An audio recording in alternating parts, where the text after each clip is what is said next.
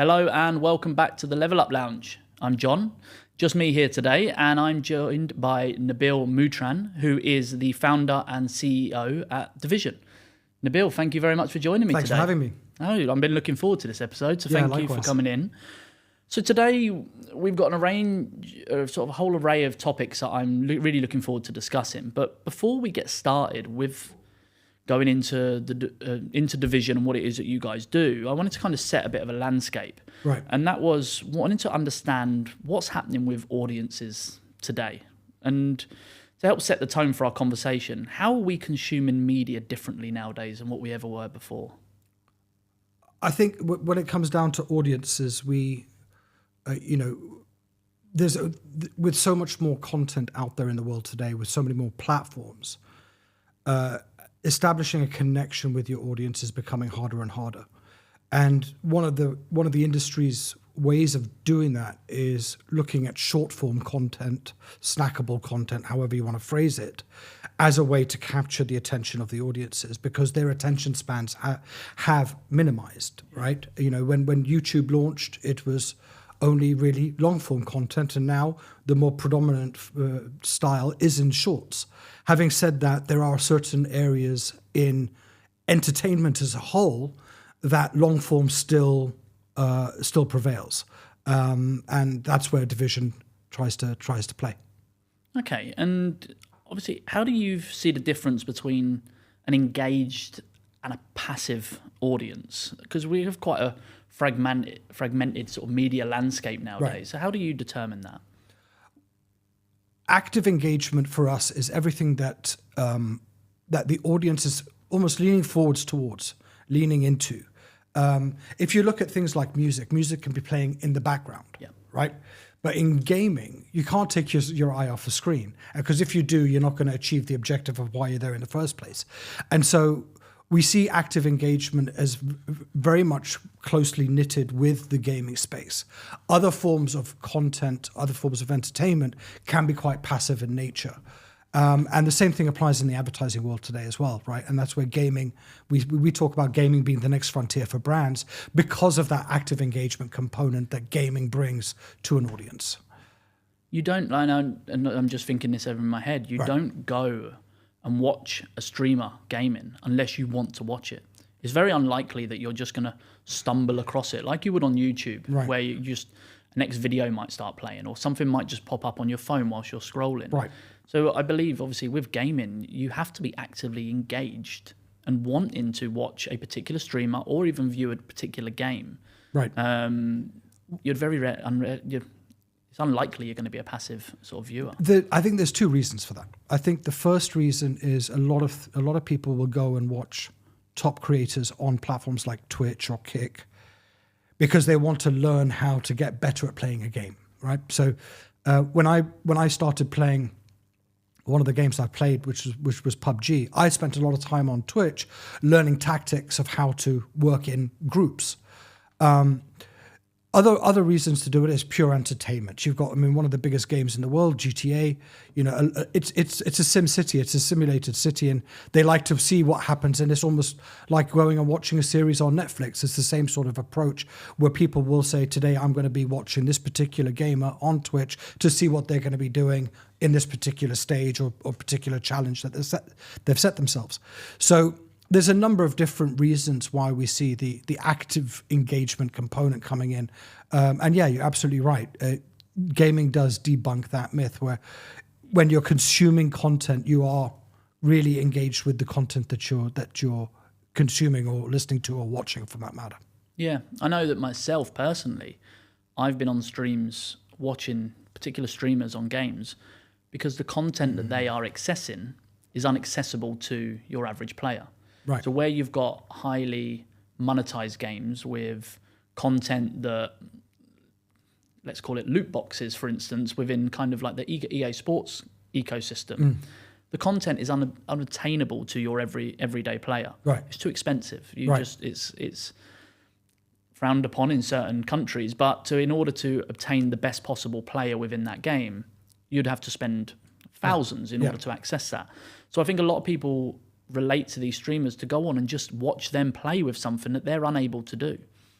and also to play at a level that they're unable to compete Yes, I agree. at, right? So we in the office we often have Twitch on in the background, and we're watching gamers all over the world play either it's PUBG or Call of Duty or Fortnite, and they're pulling off things that are like, and we stop and rewind and go, oh my god, I can't believe he made that shot, or from that distance, or I can't believe how he saved his team, or whatever the scenario may be, because the skill level in gaming is really, really high. And we started talking to a lot of our gamers in our network, and we asked why they're always at such a young age, because to be a top level gamer, the performance levels are athlete level in terms of your reflexes, reactions, hand-eye coordination, and all of that. It's that of other sports, and therefore you see, as people get older, they sort of taper down.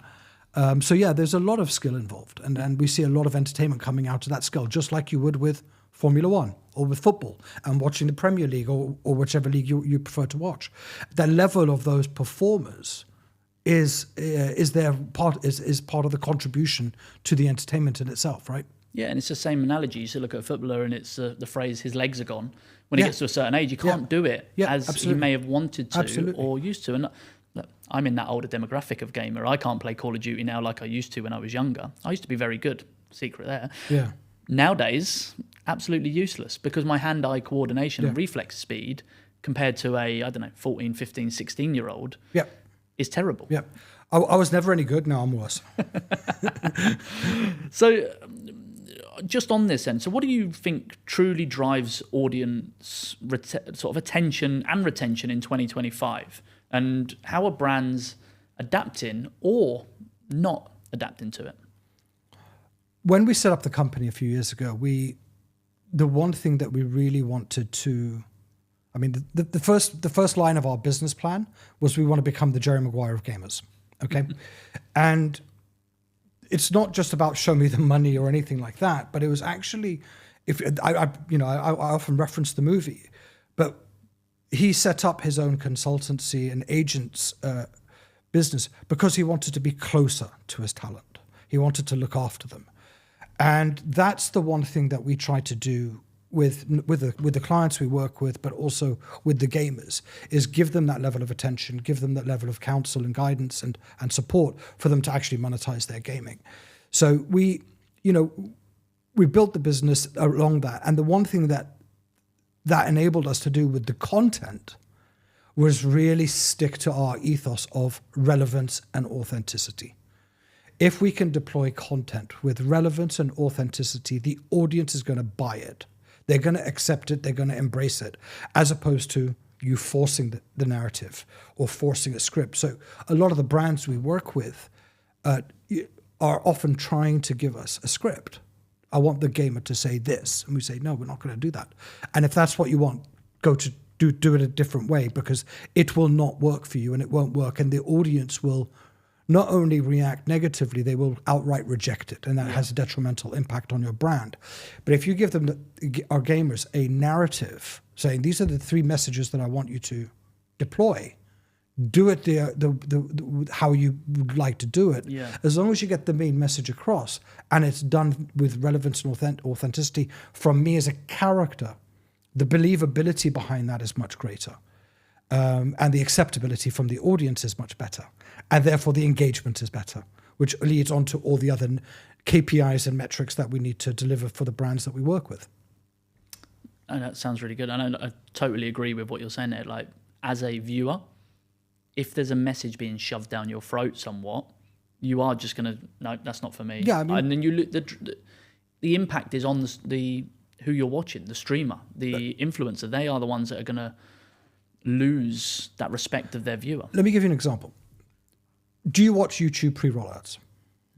No. Either you're skipping it or you're watching the timer run down at the bottom left-hand corner. Yeah. It's intrusive for the reason that I'm there in the first place, to watch, to be entertained.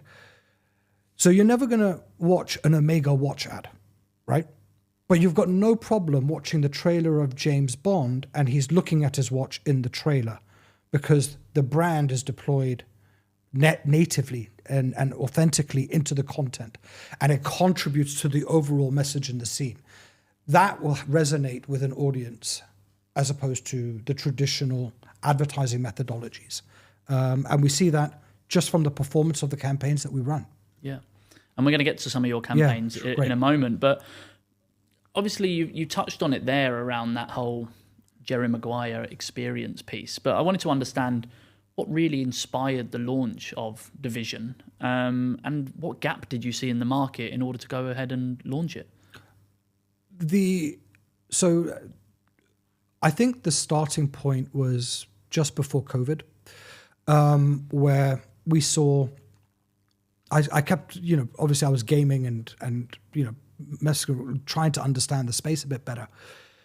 But then looking at audiences, and it was really my kids that were, constantly using gaming as their primary source of entertainment. And I said that there's a gap here. If brands can figure out how to embrace this, then there's going to be an opportunity.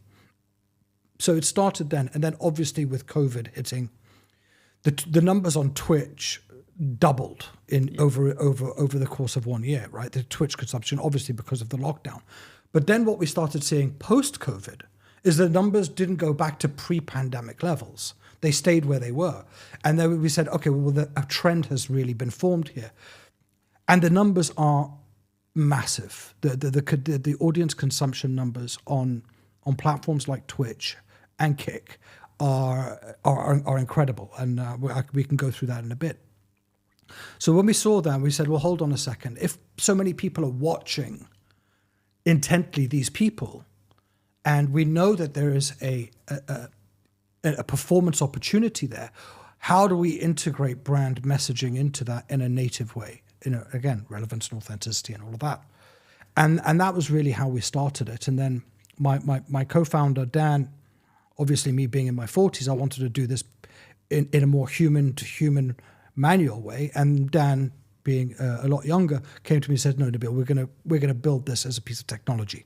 And the technology enables us to be around the world almost instantaneously, and deploy across our full gamer network around the globe. And we have 2 gamers registered from Jamaica. I've got 20 gamers registered in Australia. I've never even marketed Division in Australia, but the gamers have heard about it through the communities and come on board. And therefore, while our core focus right now is still in MENA, the technology component enables us to have a global expansion if needed, or if we plan to. And we can do that relatively quickly. No, that's good. And you mentioned earlier in the show about gaming being the next frontier. Yeah. I wanted to understand from you why you feel that this is the next frontier for brands. Like, what are they missing, or where do you feel gaming can really add value? There's a number of ways. We know with Roblox, Fortnite, specifically in Fortnite Unreal Engine, maps are being deployed on a daily basis by brands across all kinds of sectors. We did a campaign with Unilever in January where we did a game on Roblox. And the investment required is similar to producing TV commercials, the traditional way of producing content. But as opposed to fighting for the attention through short form content, through snackable content, and trying to engage your audience that way, getting them onto an immersed experience where they're spending upward of 40 minutes in your brand, being part of the brand, feeling it, touching it, embracing it, will have a much bigger response rate. And the same thing applies to the live streaming side of things. The entertainment value that we get out of that is quite incredible. No, exactly. And you've been quite a strong sort of advocate for creator storytelling. So why do you feel this is such a powerful tool in the marketing mix?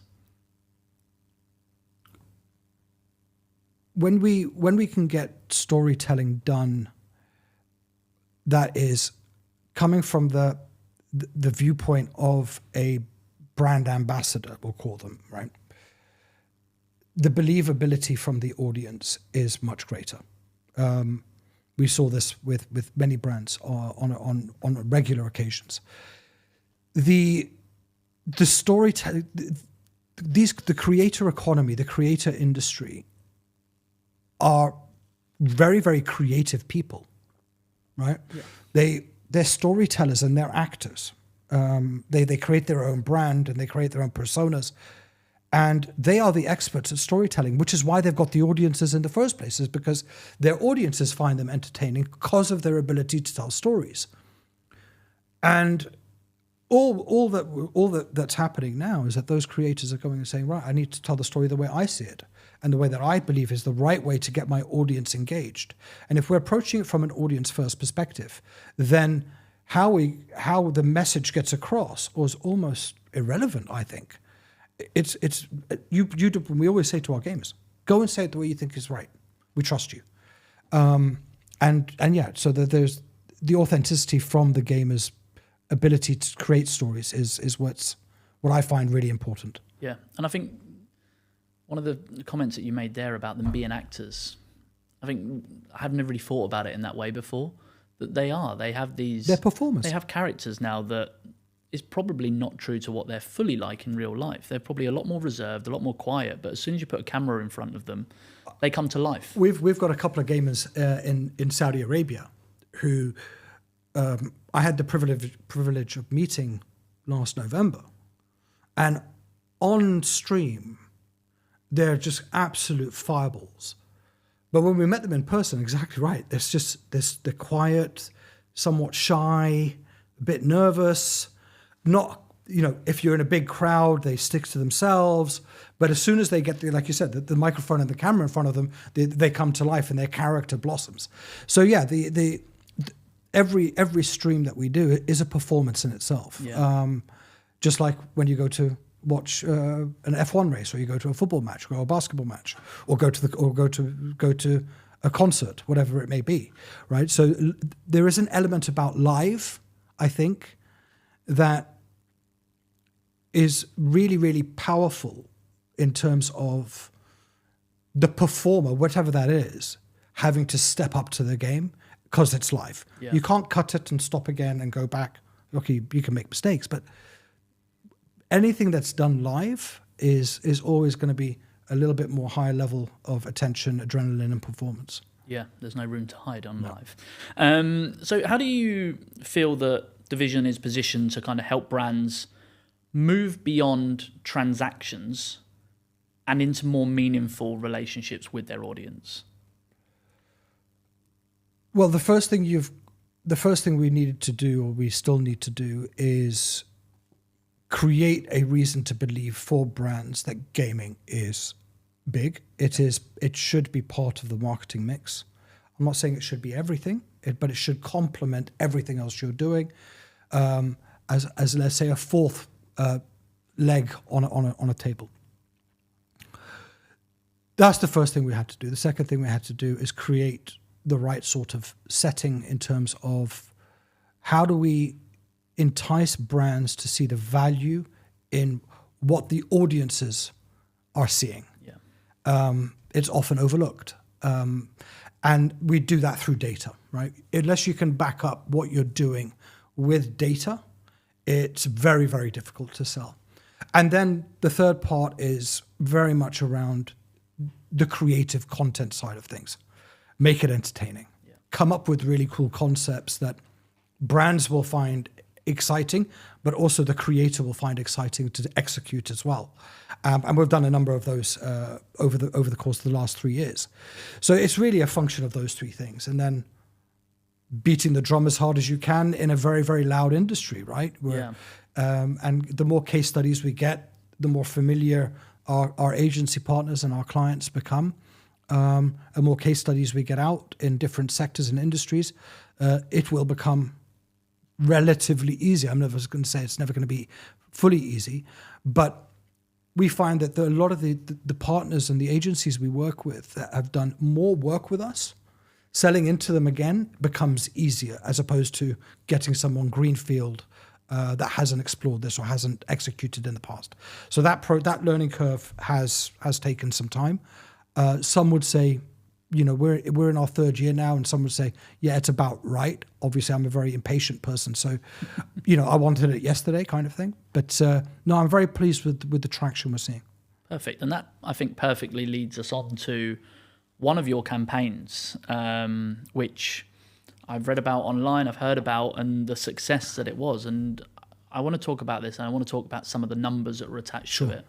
And that was the campaign that you did with Nissan and with streamer ShongXBong, if I'm saying that correctly. I hope I am. But the numbers around that were huge. And I'm going to reel some of these numbers off, and then you can talk to me through it. But that campaign led to 97 million impressions, nearly 10 minutes of brand visibility, which in comparison is huge, and 270,000 hours watched, which is 30 years, realistically. It was one stream. Yeah, that was one stream. One stream. That's what I mean. So that's crazy. Yeah. That is crazy. So tell me about that campaign, first of all. And I've got some other stats around, obviously, what you've done in the last year. But that campaign specifically. This is, I think it's a great example. And the first thing, I've got to tip my hat to the team at Nissan and also the agency. Yeah. Because a lot of times you see brands that are that have a tagline, a strapline, whatever, a positioning. Nissan's is defy ordinary. But what we found was really great is that they don't just put that out to the public, they actually live it as a business. And so when we started talking about gaming, it was at the most senior levels. And the one thing that the client knew immediately is that we don't know what's going to happen. Yeah. But we're not going to know unless we try it. So guys, go out and run a trial campaign. And that's what we did.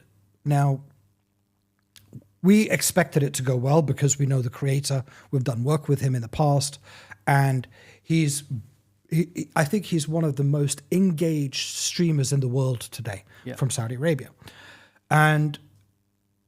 But we designed the program to see how live can lead into pre-recorded content. And so everyone that was on the stream was invited to enter a draw, to attend a drive-along for a test drive of a new vehicle with this creator, ShongXBong, who is celebrity status in Saudi Arabia. Yeah. The response we got was absolutely incredible. At one point, we had, I think it was 92,000 people watching him live. Now, when you say 92,000 people watching somebody live, put it into perspective. The King Fahd Stadium in Riyadh has a capacity of 68,000 people. So imagine a 90-seater stadium watching a single guy play a game, listening to this person playing a game. But that gets rotated every 10 minutes.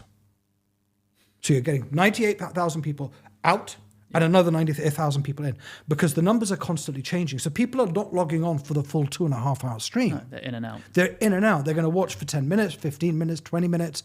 Very rarely do we see somebody staying on a 2.5-hour stream. Yeah. But you're constantly rotating your audiences.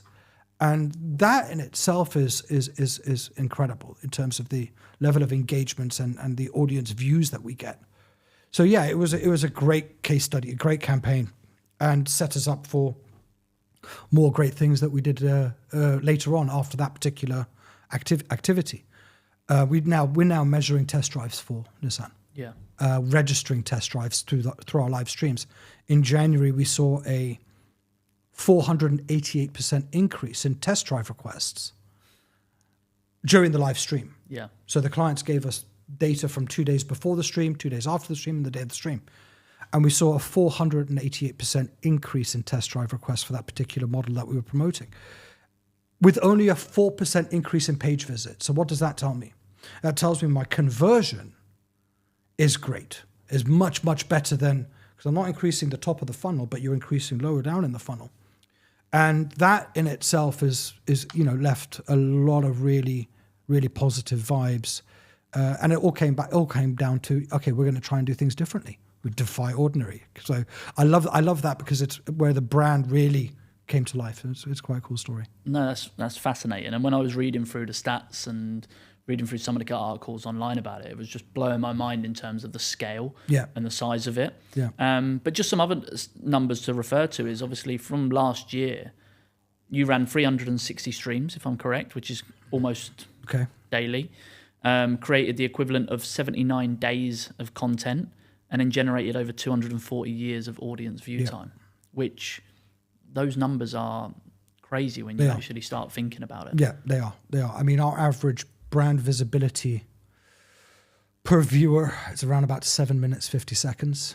Our average click-through rate is about 3.2% last year, much, much higher than we anticipated, and a really, really positive performance. But yeah, the audiences are there. There was, on Twitch in the Arabic-speaking world last year, there was 120 million hours consumed last year. 120 million hours. And that's phenomenal. So for us to be contributing to part of that, it's exactly where we wanted to be after 2 years of operations. No, perfect. And hopefully that will just continue to scale. And one of my questions would be, is how do you scale that type of engagement? Like, you've obviously got such a huge number base there. How do you get that bigger? We scale I think there's going to be two areas. I think the more mainstream it becomes and acceptable by advertisers to use this as a form of communication to their audiences, attracting and communicating with a very valuable Gen Z and millennial audience, I might add. I think that's going to be the first area. A lot of brands have gone from the test and learn to implementation with a more strategic and consistent deployment of investments in the space. That's the one way to scale. The second way to scale is introducing additional features on the back of what we learn from the data that we have. Yeah. Right. And that could be everything from how we deploy it commercially to additional products that we can build on the back of what we've learned. And we explore both, and we continue to think about how we do both. But yeah, there's that way. And then obviously for division, scaling globally into new markets is going to be the next space. Perfect. And you mentioned earlier about some of the unique locations of some of your partners, but I believe you work with nearly 1,000 creators. We have with around about 150 or so of those on a very regular basis. Yeah, we have 2,000 gamers registered on Division's database.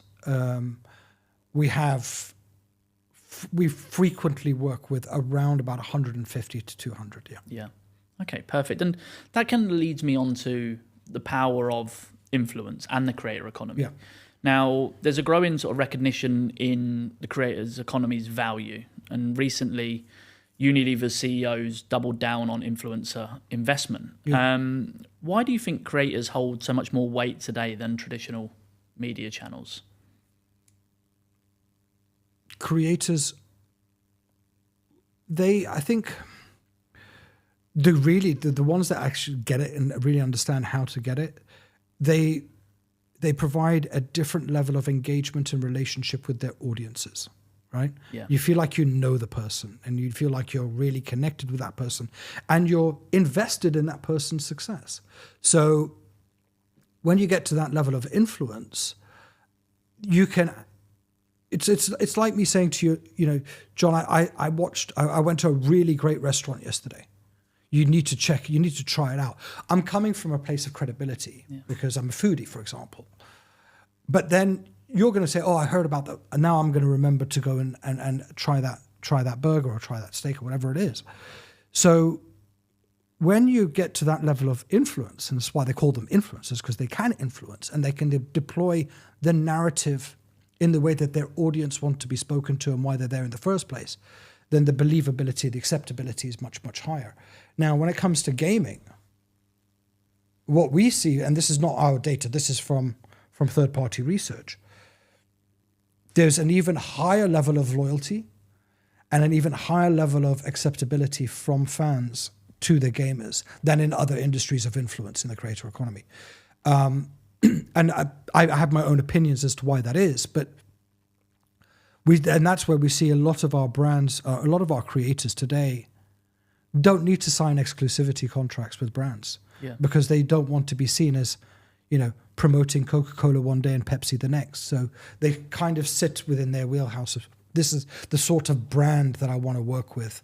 And when our gamers do come onto our platform and they're signing up, they fill out, these are the sort of industries that I'm interested in. These are the absolute no-goes. Yeah. So, for example, I don't want to touch fast food. And we had one gamer who refused to touch a fast food brand. Why? Is because his brother is diabetic.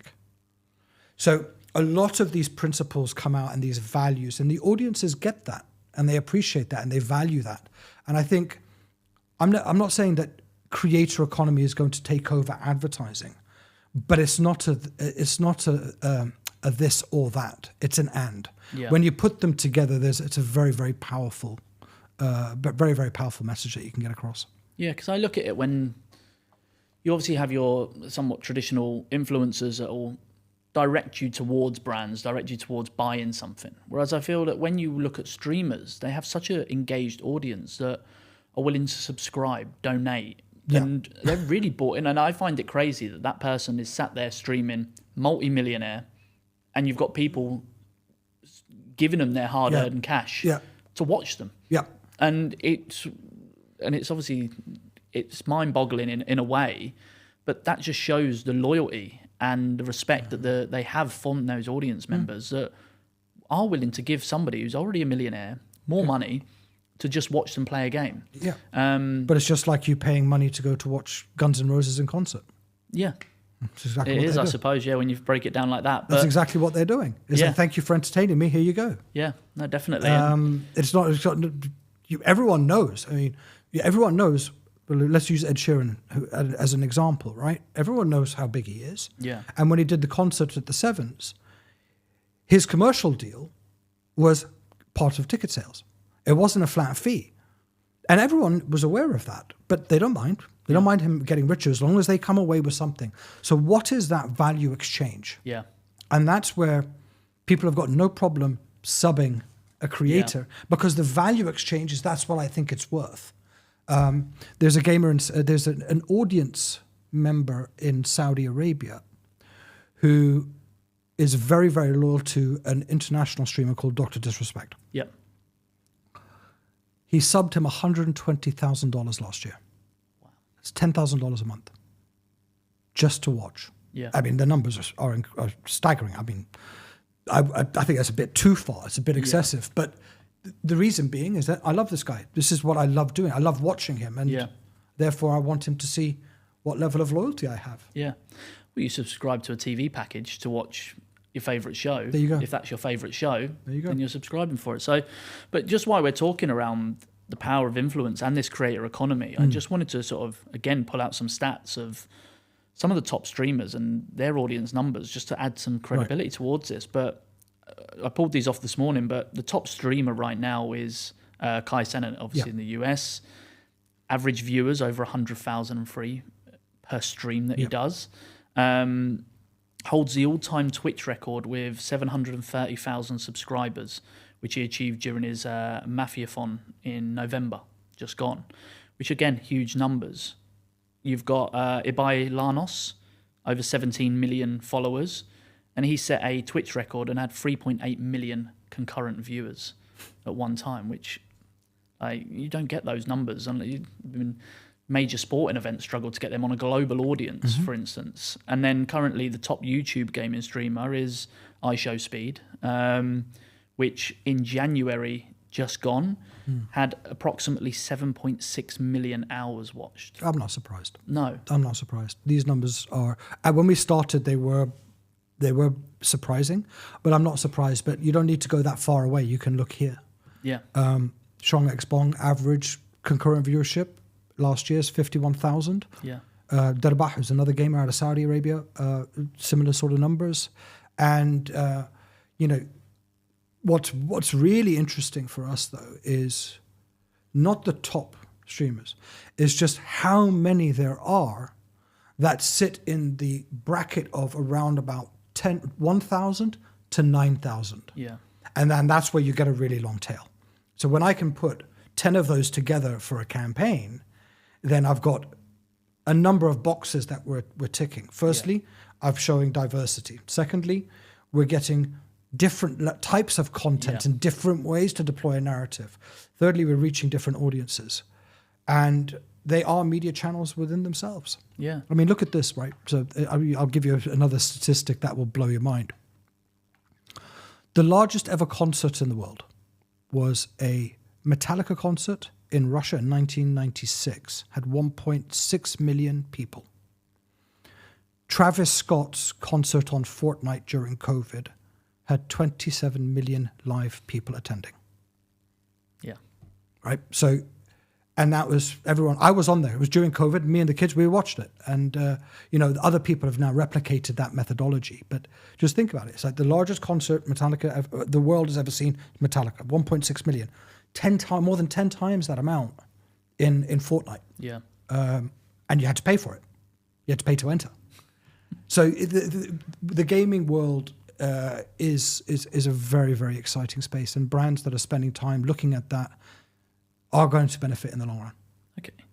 And then I wanted to sort of ask you then, for brands looking to enter that creator space, so what advice would you give to them to start out? How would you start? We always tell clients, start small, scale fast. Yeah. Right?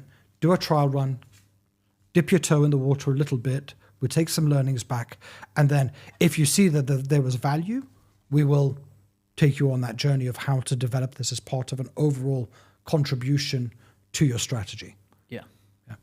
So as more non-sort of endemic brands enter the gaming space, what would you say the best practices are for them to ensure effectiveness but authenticity as well? I think from my perspective, we do a lot of work around the talent selection side of things. So making sure that there's a natural fit between a brand and a gamer. So, for example, we ran a campaign for Unilever on Omo in January. We had to make sure that we had a female mother streaming, right? Because, you can only believe certain amount of males, that there's that affinity. So we had to make sure that we had the right sort of characters fitting the talent. Again, going back to the main thing is relevance and authenticity, giving them the freedom to speak how they want to speak and deploy the messages. And then I think that the last bit is going to be, it will always be around making sure that the metrics and how we measure is understood, and then made sure that we deliver. Because if we set the KPIs clearly and we deliver on those KPIs, then we're going to have a happy client, and a happy client is one who's returning. Yeah.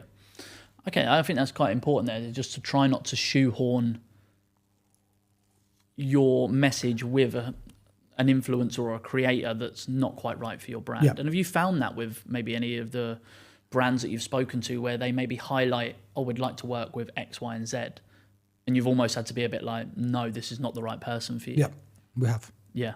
Does it happen quite often? No. Okay, that's good to hear. So are you seeing more openness and creativity from traditional brands now, or are we still in that learning curve where it's going to take a bit more time for them to dip their toe into the game? No, I'm really pleased to say that even when we were starting the business and we were writing the business plan, we said these are the 5 or 6 or whatever sectors that we think we're going to have a lot of traction in. Yeah. 2 of the sectors we've had very little, if no traction. Other sectors that we didn't even think about are massive for us. Yeah. Right? So automotive is a big space for us.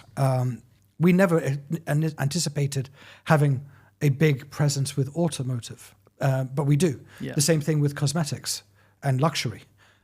We didn't think about that, but that's proven to be quite successful for us in the past. So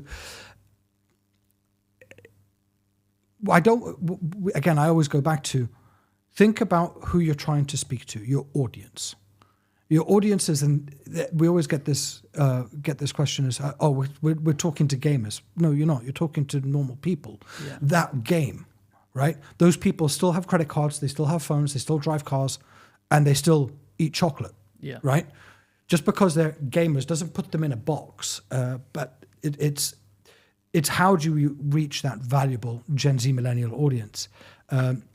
Fox News did a one-on-one with MBS in Saudi Arabia, and the interviewer asked him the questions, what do you do to unwind? And he's like, I game. I'm a gamer.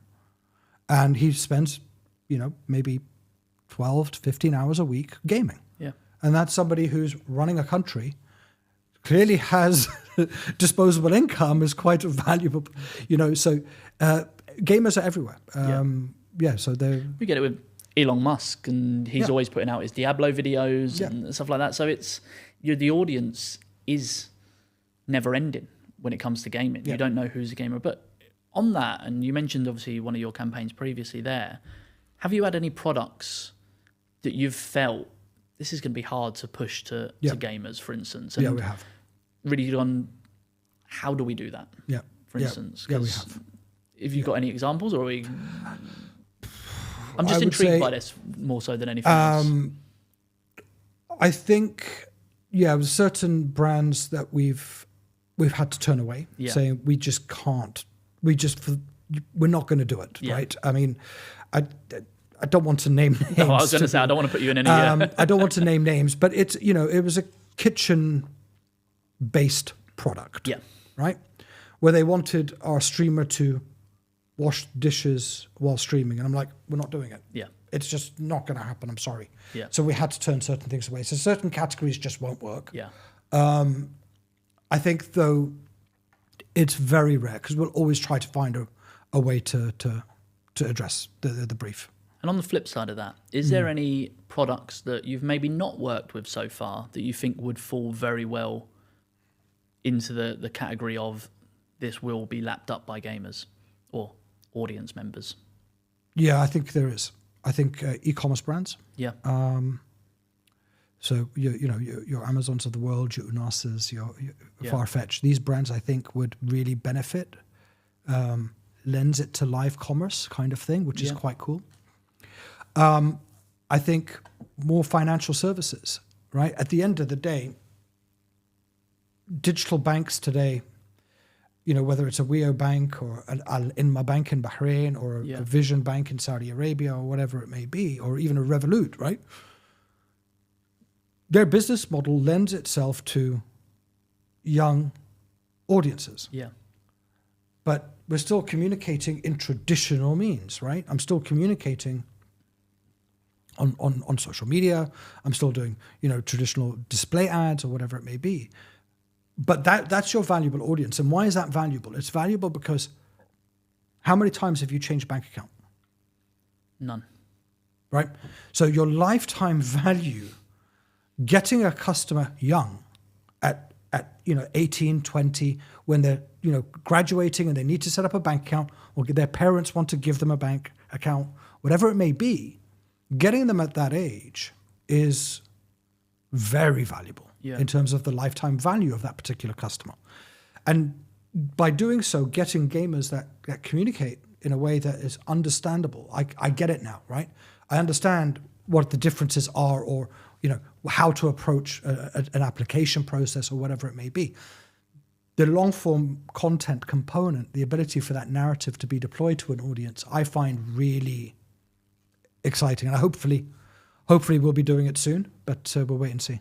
Fingers crossed, fingers crossed. So I just wanted to kind of see, what do you feel is next for Division in 2025? Is there any campaigns or initiatives that we should keep an eye on from you guys? I'm sure there will be. We've got a couple of really exciting things we're working on at the moment with a lot of our clients that are coming back this year from last year's work. That's good to hear. So it's a very good retention and return rate. Yeah, there are a couple of really exciting things that we're hoping to launch soon. And we obviously I don't want to. I can't disclose that. But there is a number of very exciting campaigns we're looking to execute, along with some other products that we're building. No, perfect. I'm definitely going to keep an eye on it. And then for any brand or creator that are either listening or watching this right now, why should they care about gaming as a serious channel within their strategy? Kind of a closing remark as to this is something that you should really think about because. It's where your audiences are. I mean, it's fish where the fish are, right? At the end of the day. The ability to communicate with them, the ability to engage, co-create with them, entertain at the end of the day. In a live setting, I find is always something that's, when you crack it, it's good. It's really good to see it come to life. Yeah. So I think relevance, authenticity, creativity, and deep engagement, and what we started off talking about, active engagement versus passive participation, the active component to it. So those are the things I would always talk about. Perfect. Well, look, thank you very much for coming Thank you. and It's been joining with great. me. I've really enjoyed this chat, and I think that I'm going to be keeping an eye on some of the campaigns that you've got running, and advise everyone else watching to keep an eye on you guys. And Appreciate it. any brands watching, obviously, so I've got some connections at some of those that we've mentioned. Maybe get in touch. But no, thank you for coming in Cheers, and joining thanks us a lot. today. And hope you enjoyed that episode. And if you're a brand watching, reach out to Nabil and make sure you get into the gaming space. And we'll see you again soon. Thank you. Cheers.